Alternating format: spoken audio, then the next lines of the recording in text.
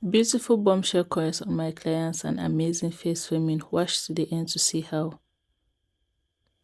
Hello besties, it's your girl bobokiddifashion. Guys, if you're not following me on social media, you're missing out a lot.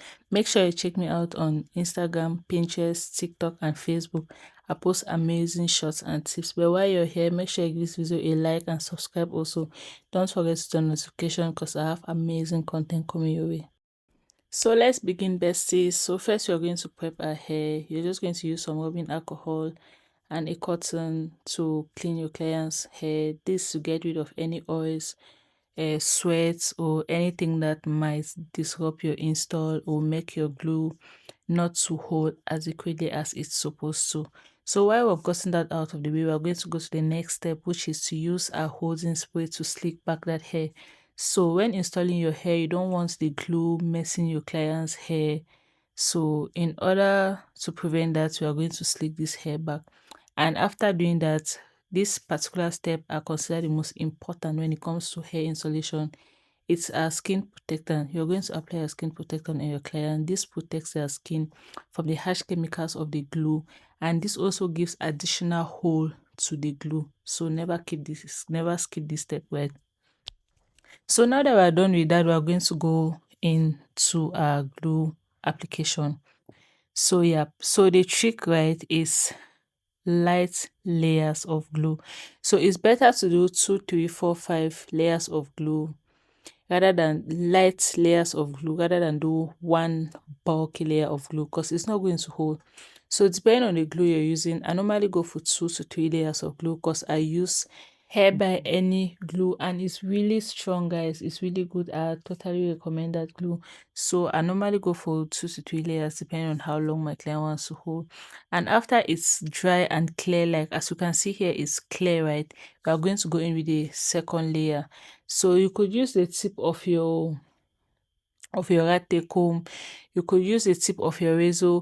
Like it just depends on what is you're comfortable with. Just make sure you're using something that can spread the glue evenly and prevent chunks from building up. That way the application is going to hold longer. So yeah, so guys, I think another tip is you can use your dryer, right, to dry it before continuing if you're short on time. But since my application was really light, I noticed that by the time I'm done with this side and I move to the next side, this side is already dry, the other side of the hair is already getting clear, right? So I didn't really use it, but I normally use it. So yeah, so after 2 to 3 layers, I went ahead to put down my frontal. So always start with the middle. And if you're a beginner, I'll advise that you mark the middle of the wig, right? So that when you place it at that point, you're going to hold it because you don't want the wig moving when you laying down the sides. So you're going to hold the middle firmly, obviously, and then you're going to move the sides. I'm sorry that I'm kind of blocking the view, but I'm just moving the sides of the wig.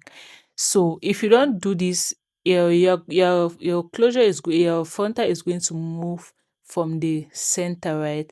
And we don't want this happening because when your frontal moves, it can gives you some ripples or like kind of like waves, and now you have to deal with that. So yeah, so always make sure you hold it firm before you adjust the corners, and when you're done with one corner, you go to the next. So after that, I can just be using my comb to just press it down to the glue, right? Yeah, so I just use my comb to press down the hair to the glue. Make sure everything is laying flat and holding and gripping to the glue. So one more thing I would love to mention is the fact that after laying down your frontal, which is another reason why you should always make sure if it's going to chest to, I'd rather you do like markings to know exactly where your frontal is supposed to go. That way, after laying down your frontal, you don't lift it up again. Because after laying down your frontal, it has already uh glued itself to the glue, and lifting it up is just going to mess the install overall. It might not hold as perfectly as it was supposed to because of that. So always make sure after doing that you don't lift it up again. So yeah, so after doing that, I'm going to check to see if there are any spaces I need to fill. So like I always tell my students, right, it's better you apply your glue and you have some areas to fill, rather than put glue in areas where the hair is not going to like, because getting the glue out of areas where your lace is not going to lie is more difficult than just filling in the spots that are lifting. Oh, so yeah, so I always prefer to kind of go back in and touch it up. And another very important tip I'm going to give you is this. So if you've applied your glue and you've laid down your front, I notice that a tip, there's no glue sitting on a particular area, and you're going to reapply glue. If you use 2 to 3 layers of glue, make sure you're using the same number of layers of glue on that part. So exactly what I'm doing here, I make sure that I go with 3 layers of glue, because that's what I originally went with. So yeah, I go with 3 layers of glue, and then I let this dry, and I use my blow dryer to dry it. I didn't show that part. It got lost in editing. And then next I go with my melting spray. That's what you can see me dabbing onto the forehead. So guys, when it comes to installation, right, like the dryer is my best friend on cold, like the dryer is your best friend. So especially if you're dealing with humid conditions, but overall, even if the weather is perfect or cold, you still need the dryer to kind of like speed up process. Like, so I always use my dryer to speed up the melting spray, because I love to tie down my band when everything is dry.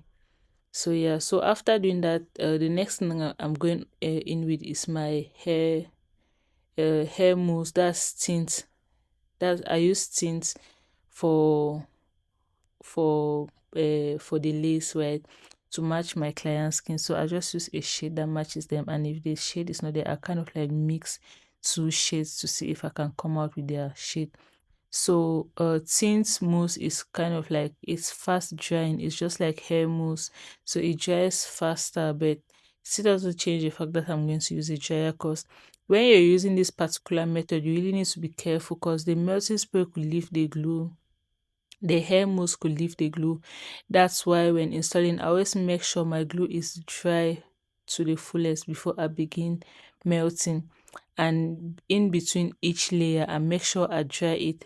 I do it fast. That way, it's not going to lift my lace. So after doing that, I just comb my hair back and slick it back. And yeah, make sure that I get rid of any flyaways and anything like that. So yeah, so I'm just going to go in with my dryer one more time, because I noticed that there was still a little bit of moisture, as I don't like to tie down my band with any moisture on the frontal. So I went in with my dryer one more time, and I just gave it a quick, yeah, on cold, obviously. Yeah, on cold. Some people use warm, but I don't know about that. But what I use is cold. So yeah. So I did tie it down, and I didn't show that part, but here is me taking it off, and you see how it came out easily. So yeah, so that's the advantage of tying down your band when it's completely dry. And then we're going to go into the coiling of the hair. I was doing bombshell coils. So yeah.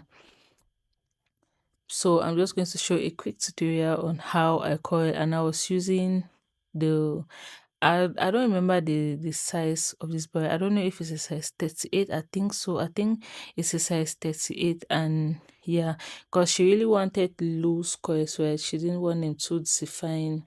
So yeah, so we're using the barrel size 38, because this is going to give that waves and not so defined coils.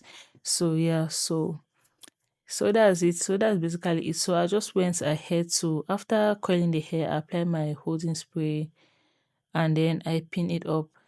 So it's just to help the coils to last longer. So yeah, so I just went ahead to do the rest of the hair. As you can see, I section my hair into two. So if I'm working with a wig, right, I normally section my hair into four. But since I'm working on a client's hair, I always just section it into two, the left and the right, and it's just easy for me to follow. So I was done with the right, and you can see I was on the left side. So yep. So I just basically did the same thing over and over and over and over, and I was done. So here's the face frame. So normally when coiling your hair, like I usually coil away from the face, right? But when I get to the face framing, I coil towards the face. That's just going to give a nice face frame. So I was just laying my frontal, making sure it lays flat. I use my heat protectants and then to protect my hair from damage, and I use my hair wax to give it that nice slick down look. So after doing that, I went ahead to coil the hair.